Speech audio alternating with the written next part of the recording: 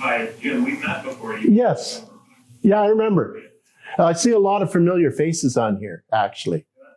Good. Yeah. Yeah, question about, when you talked about clearing the barrel after a shot, like after a Yes. when you see on a film multiple shots, what are the protocols then for clearing or allowing several shots to come from a gun without that barrel inspection, barrel cleaning? We've done multiple shots before, and when we set up for multiple shot, they're shooting at their safe target for the camera, and they'll continue on shooting until the firearm is empty. Then we'll reset. I take the firearm back from them. Then I check the barrel, clear it. And it may also have, they may have blank fire adapters in them. Because I have a few, the blank fire adapters, different ones that, whether it's an AR-15 rifle, M14, AK-47, MG-34, Thompson submachine gun. I'm just relating the ones that I've actually used and made blank fire adapters for. My favorite one that I have used is the Thompson submachine gun. It's played in, I try to get that into every movie that has blank fire in it. Whether it's, and I've had the director and the producer come up, we don't want the Tommy gun. We don't need the Tommy gun. Well, I dress it up to look like a space gun. I put things all over it. This one do? Yeah, that's great. Use it. So it's found its way into every movie I've worked on, especially with Lowell Dean. They'll say, no, I don't want the Tommy gun anymore. Just the AK-47, the AR-15s. And like I picked up another one. It looks like a bullpup space gun. And it's going to get all kinds of hardware put on it. But it's a Chinese T-76 or something like that. It uses the same blanks that I would get, if I can find it. That uses the same blanks as the AR-15 round would use. So the 5.56 or 223 blanks. So I'm kind of excited to use that one, but it's been so slow, and I've been mostly doing like independent university films, stuff like that. We just did one a couple weeks ago out near Grand Coulee. We only had 3 blank fires on that one in particular, but the best part of the shooting is we had very good success with the gas guns on that one. In fact, the director and producer was quite excited about how the gas guns worked, and he just continued on using those. So it was so much safer and cheaper too at the time too, because there is a cost involved when you're making your blanks. So, and of course this is this one blank. I'll bring it up closer. This is the again, that's the Thompson submachine gun or Colt 1911 blank in 45 ACP.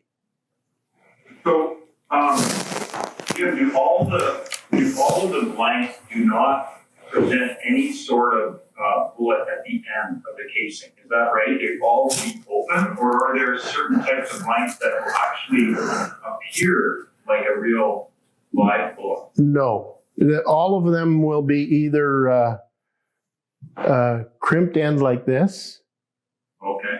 Or they'll be open with a packed piece of cardboard in the end. Now the cardboard, with the cardboard tip, you could say if it was a revolver, it could look like a wad cutter round. And you could maybe paint the wad cut, the cardboard, you could color it up silver so it looks like a bullet maybe. But in general, when I'm loading up cartridges, I like this particular style with the BB guns because you can see right through them. See, it's open on this end. If I hold it up to my shirt, you might be able to see the yellow shirt through it. But you can see the other end is open too. Well, that's not a blank. That won't make a sound. This won't do anything. That's right. This is just, but from a distance, it looks like a live cartridge. And the great thing about this, as I was showing with this toy gun here, as I call it. Well, you could get killed if you wander the streets with it. This is the toy cartridge for it, and I'll use them. This is the 357-38 cartridge. Fits in perfectly. There's no way it will discharge in this, but if I'm on set, most of my revolvers I try to keep in a standard caliber. That's another thing if you're setting up as a props master. I try to have, like, the Tommy gun and the 1911s, I'll use the Colt 45 round.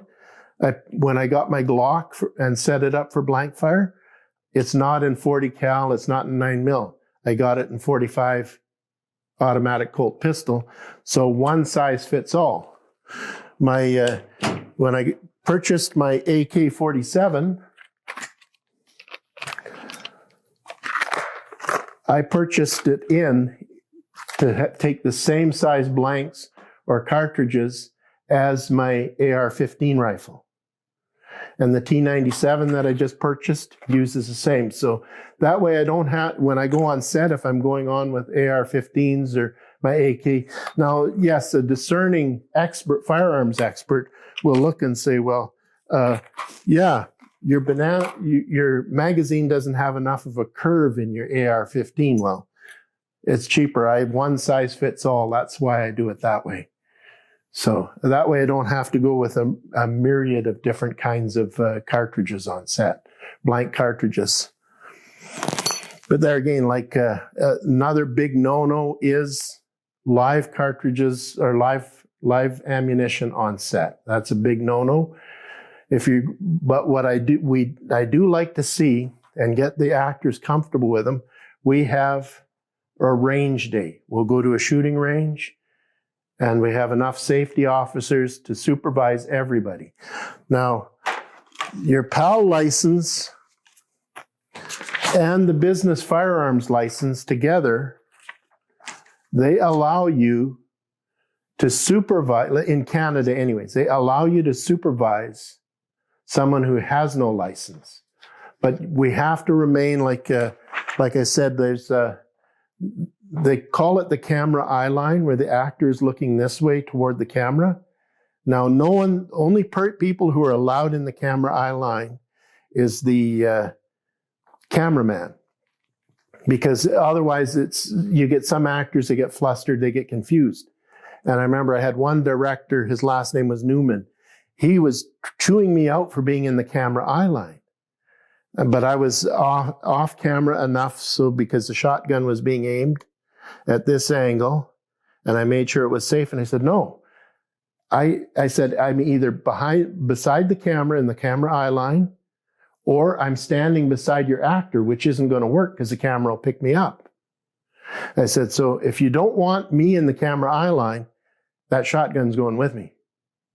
So he had to relent on that, because that was a case of safety.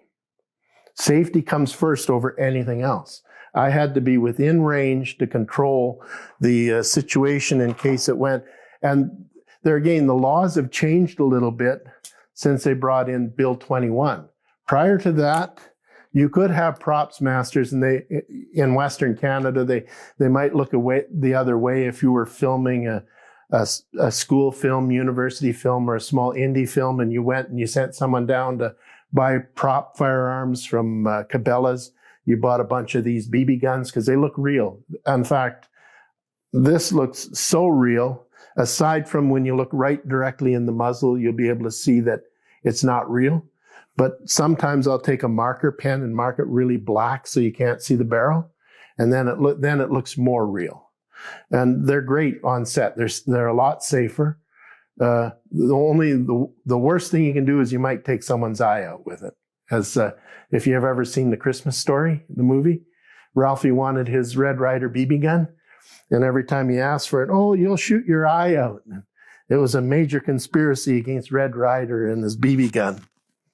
So, but I prefer the gas guns on set, but a lot of the producers and directors who come into Saskatchewan, they want to use Blank fire, they like the old school thing. They want to see the smoke coming out of the barrel.